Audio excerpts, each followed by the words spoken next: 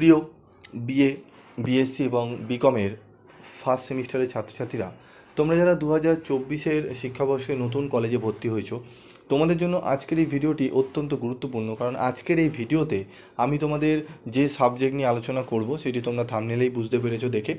হ্যাঁ, common value added course তোমাদের দুটি পেপার রয়েছে, একটি হচ্ছে ইএনভিএস এবং আরেকটি হচ্ছে কনস্টিটিউশনাল ভ্যালু। তো কনস্টিটিউশনাল ভ্যালু থেকে আমি তোমাদের প্রথম মডুল 1-এর প্রথম চ্যাপ্টার থেকে গুরুত্বপূর্ণ প্রশ্নগুলো বলে দিয়েছিলাম। দ্বিতীয় চ্যাপ্টার থেকেও আমি তোমাদের গুরুত্বপূর্ণ প্রশ্ন দিয়ে দিয়েছিলাম। দুটি ভিডিওর লিঙ্ক তোমরা এই ভিডিওর ডেসক্রিপশান বক্সে পেয়ে যাবে, তোমরা সেখানে গিয়ে দেখে নেবে। এবং আজকে আমি তোমাদের একটি গুরুত্বপূর্ণ প্রশ্ন, যে প্রশ্নটি তোমাদের আসার সম্ভাবনা রয়েছে, সেরকমই একটি প্রশ্নের সম্পূর্ণ উত্তর নিয়ে আলোচনা করে দেবো।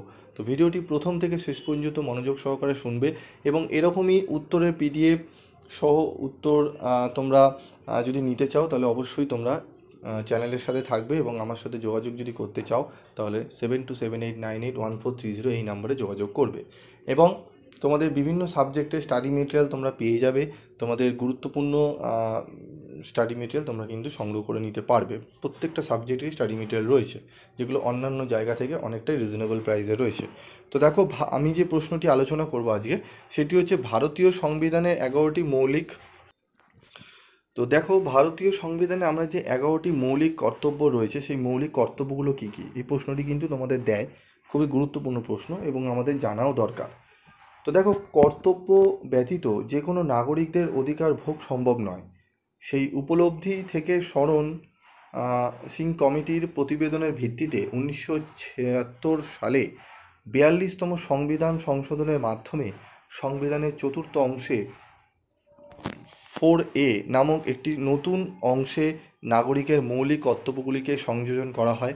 উল্লেখ্য, এই অংশের 51ক বা 51A নং ধারায় ভারতের নাগরিকদের জন্য 10টি মৌলিক কর্তব্য পালনের কথা বলা হয়েছে। 1. সংবিধান মেনে চলা এবং এর আদর্শ ও প্রতিষ্ঠান, জাতীয় পতাকা ও জাতীয় সঙ্গীতকে সম্মান করা। 2. লালন করা এবং সেই মহৎ আদর্শ অনুসরণ করা যা আমাদের জাতীয় স্বাধীনতা সংগ্রামকে অনুপ্রাণিত করেছে। ভারতের সার্বভৌমত্ব, ঐক্য ও সংহতিকে সমর্থন ও সংরক্ষণ করা। দেশকে রক্ষা করা এবং জাতীয় সেবা প্রদানের জন্য যখন তা করার জন্য আহ্বান করা। ধর্মীয়, ভাষাগত এবং আঞ্চলিক বা বিভাগীয় বৈচিত্র্যকে অতিক্রম করে ভারতের সকল মানুষের মধ্যে সম্প্রীতি এবং অভিন্ন ভ্রাতৃত্বের চেতনা উন্নত করা। নারীর মর্যাদার প্রতি অবমাননাকর অভ্যাসগুলি পরিত্যাগ করা। মূল্যবান এবং আমাদের যৌগিক সংস্কৃতির সমৃদ্ধ ঐতিহ্য সংরক্ষণ। বন, হ্রদ, নদী এবং বন্যপ্রাণী সহ প্রাকৃতিক পরিবেশ রক্ষা ও উন্নত করা এবং জীবিত প্রাণীদের প্রতি সহানুভূতিশীল হওয়া। একটি বৈজ্ঞানিক বিকাশ, মানবতাবাদ এবং অনুসন্ধান ও সংস্কারের চেতনা। জনসাধারণের সম্পত্তি রক্ষা করতে এবং সহিংসতা পরিহার করতে। ব্যক্তি এবং সমষ্টিগত কার্যকলাপের সকল ক্ষেত্রে শ্রেষ্ঠত্বের দিকে প্রচেষ্টা করা, যাতে জাতি ক্রমাগত প্রচেষ্টা এবং কৃতিত্বের উচ্চ স্তরে উঠতে পারে। 86তম সংশোধনী আইনের দ্বারা সংবিধানে একটি নতুন মৌলিক কর্তব্য যুক্ত করা হয়েছে, যা ব্যক্তি অধিকারকে সামাজিক দায়িত্ববোধের অনুভূতি প্রদানের লক্ষ্যে শিক্ষার অধিকার যুক্ত করেছে। ঠিক আছে, তো এই যে 11টি মৌলিক কর্তব্য রয়েছে, এই মৌলিক কর্তব্যগুলো তোমরা পারলে খাতায় বা ডায়েরিতে নোট করে রাখবে। এবং এরকম আমি কিন্তু তোমাদের বহু প্রশ্নের উত্তর আমি আলোচনা করে দেবো, তোমরা সেগুলো পেয়ে যাবে এবং তোমাদের বিভিন্ন সাবজেক্টের 100% কমনযোগ্য সাজেশান তোমরা পেয়ে যাবে এবং স্টাডি মেটেরিয়াল এবং ক্লাস তোমরা অন্যান্য জায়গা থেকে অনেক রিজনেবল প্রাইসে তোমরা পাবে।